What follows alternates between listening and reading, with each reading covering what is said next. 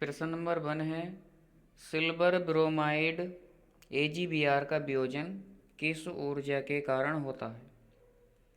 तो silver bromide का जो वियोजन होता है वो होता है प्रकाशीय ऊर्जा के द्वारा। प्रकाश ऊर्जा के द्वारा सिल्वर ब्रोमाइड से सिल्वर अलग हो जाता है और ब्रोमाइड अलग हो जाता है। प्रश्न नंबर 2 है लोहे के चूर्ण पर तनु हाइड्रोक्लोरिक अम्ल डालने से क्या होता है। सही उत्तर पर निशान लगाइए। तो लोहे चूर्ण पर तनु हाइड्रोक्लोरिक अम्ल डालेंगे। लोहा चूर्ण क्या है Fe। लोहा चूर्ण क्या है Fe है। इस पर क्या डाल रहे हैं तनु हाइड्रोक्लोरिक अम्ल। तनु हाइड्रोक्लोरिक अम्ल डाल रहे हैं तो बनेगा FeCl2 बनेगा। क्या बनेगा FeCl2 बनेगा प्लस H2 गैस बाहर निकल जाएगी। जब लोहे चूर्ण पर तनु हाइड्रोक्लोरिक अम्ल डाला जाता है तो FeCl2 बनता है और हाइड्रोजन गैस निकलती है। तो इसमें ऑप्शन नंबर ए दे रखा है, इसका ऑप्शन नंबर ए ठीक हो जाएगा। हाइड्रोजन गैस और आयरन क्लोराइड बनता है। नेक्स्ट हमारा प्रश्न है वह प्रक्रिया जिसके कारण चांदी के ऊपर काली परत व तांबे के ऊपर हरी परत चढ़ जाती है कही जाती है। वह प्रक्रिया जिसके कारण चांदी के ऊपर काली परत और तांबे के ऊपर हरी परत चढ़ जाती है। ऑप्शन नंबर ए है उदासीनीकरण कहलाती है। तो उदासीनीकरण गलत है। ऑक्सीजन ऑक्सीकरण कहलाती है नहीं। अपचयन या संक्षारण। तो इसका जो सही ऑप्शन होगा वो ऑप्शन नंबर डी सही होगा। अगला प्रश्न है निम्न अभिक्रिया में उपचयित पदार्थ की पहचान कीजिए। निम्न अभिक्रिया में उपचयित पदार्थ की पहचान करनी है। उपचयित पदार्थ कौन सा होता है जिसमें ऑक्सीजन जुड़ती है। क्या जुड़ती है जिसमें ऑक्सीजन जुड़ती हो वो उपचयित पदार्थ है। या जिसमें से हाइड्रोजन क्या हो निकलती हो। जिसमें से हाइड्रोजन निकलती हो और ऑक्सीजन निकलती हो वो सब उपचयित पदार्थ है। अब इसमें ऑप्शन दे रखा है जिंक ऑक्साइड। क्या जिंक ऑक्साइड में से ऑक्सीजन निकली नहीं। ऑक्सीजन जुड़ी जिंक ऑक्साइड में नहीं। तो ये क्या है उपचयित पदार्थ नहीं है। इसमें कार्बन में ऑक्सीजन जुड़ रही है। कार्बन में क्या जुड़ रही है ऑक्सीजन जुड़ रही है। तो इसमें जो उपचयित पदार्थ है कौन होगा उपचयित पदार्थ होगा इसमें कार्बन। अब कार्बन ऑप्शन में दे नहीं रखा है लेकिन एक ऑप्शन दे रखा है डी इनमें से कोई नहीं। तो यही वाला ऑप्शन सही हो जाएगा ऑप्शन नंबर डी इनमें से कोई नहीं। नेक्स्ट हमारा प्रश्न है चिप्स की थैली में कौन सी गैस भरी जाती है। तो सबको पता है चिप्स की थैली में जो गैस भरी जाती है वो नाइट्रोजन गैस भरी जाती है। Option number B is right. अगला छठा प्रश्न है उपचयन कहलाता है। अभी बताया उपचयन कहलाता है या तो ऑक्सीजन का जुड़ना उपचयन होगा या हाइड्रोजन का निकलना उपचयन होगा। तो इसमें दे रखा हाइड्रोजन का निकलना ऑक्सीजन का निकलना हाइड्रोजन का जुड़ना इनमें से कोई नहीं।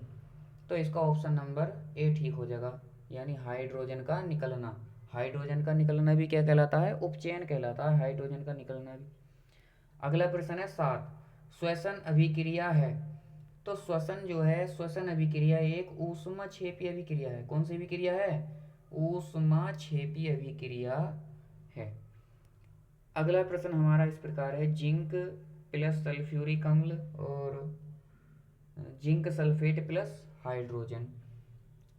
तो जिंक दे रखा जिंक जिंक की क्रिया हो रही है सल्फ्यूरिक अम्ल से। सल्फ्यूरिक अम्ल का फॉर्मूला होता है H2SO4। क्या होता है H2SO4। H2SO4 जिंक सल्फ्यूरिक अम्ल का फॉर्मूला होता है। इसके बाद बन रहा है जिंक सल्फेट बना है। क्या बना है जिंक सल्फेट यानी ZnSO4। ZnSO4 बना है प्लस हाइड्रोजन गैस बनी है। क्या बनी है H2 बना है H2। जिंक की अभिक्रिया सल्फ्यूरिक अम्ल के साथ हो रही है H2SO4 के साथ हुई तो जिंक सल्फेट बना और हाइड्रोजन बना। अब सवाल पूछा गया उपरोक्त अभिक्रिया संयोजन है। संयोजन में क्या होता है कई सारे अभिकारक मिलकर एक उत्पाद का निर्माण करते हैं। तो क्या इसमें एक उत्पाद बना है नहीं। देखो इसमें तो ZnSO4 और H2 बना है दो उत्पाद बने हैं। तो ये ऑप्शन नंबर ए नहीं हो सकता। नंबर बी है वियोजन। क्या वियोजन है वियोजन में एकल अभिकारक कई सारे उत्पादों में टूट जाता है। तो ये वियोजन भी नहीं है। एक एक अभिकारक नहीं है, अभिकारक भी हमारे पास दो हैं, एक जिंक है और एक सल्फ्यूरिक अम्ल है। नंबर सी है विस्थापन है। क्या विस्थापन है? देखो जिंक ने सल्फ्यूरिक अम्ल में से हाइड्रोजन को विस्थापित कर दिया, ये जो एच था इसे विस्थापित कर दिया और खुद इसकी जगह आकर जुड़ गया। तो इसमें जो ऑप्शन सही हो जाएगा वो हो जाएगा ऑप्शन नंबर सी सही हो जाएगा। डी भी इसमें गलत, द्विविस्थापन नहीं है ये अभिक्रिया। अगला प्रश्न है प्रश्न नंबर 9।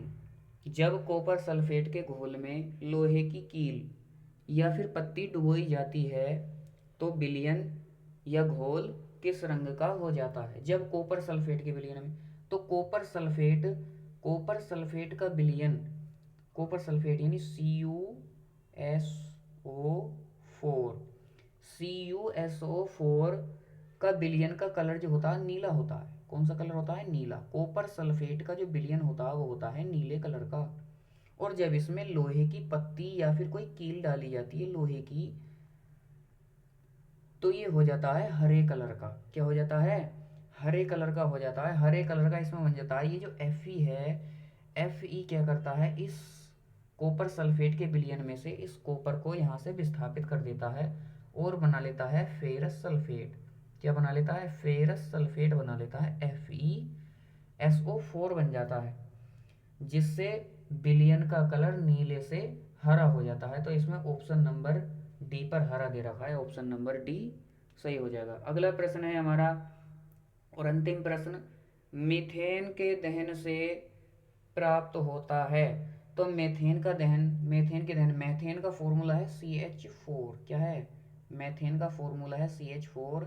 इसका जब दहन करेंगे हम, दहन हमेशा वायु की उपस्थिति में ही होता है, जब इसका हम दहन करेंगे तो क्या बनेगा? तो कार्बन डाइऑक्साइड, क्या बनेगा? कार्बन डाइऑक्साइड गैस बनेगी प्लस, और क्या बनेगा? जल बनेगा। कार्बन डाइऑक्साइड और जल बनेगा। जब कभी भी किसी कार्बनिक यौगिक ये जो CH4 है मैथेन, ये क्या है? कार्बनिक यौगिक है। कैसा यौगिक है? कार्बनिक यौगिक है।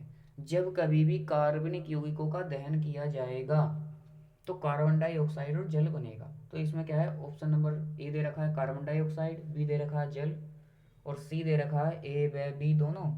तो इसका सही हो जाएगा ऑप्शन नंबर सी, बाकी ये गलत। ठीक है, आज के लिए बस इतना ही, मिलते हैं अगली वीडियो में, जब तक के लिए गुड बाय।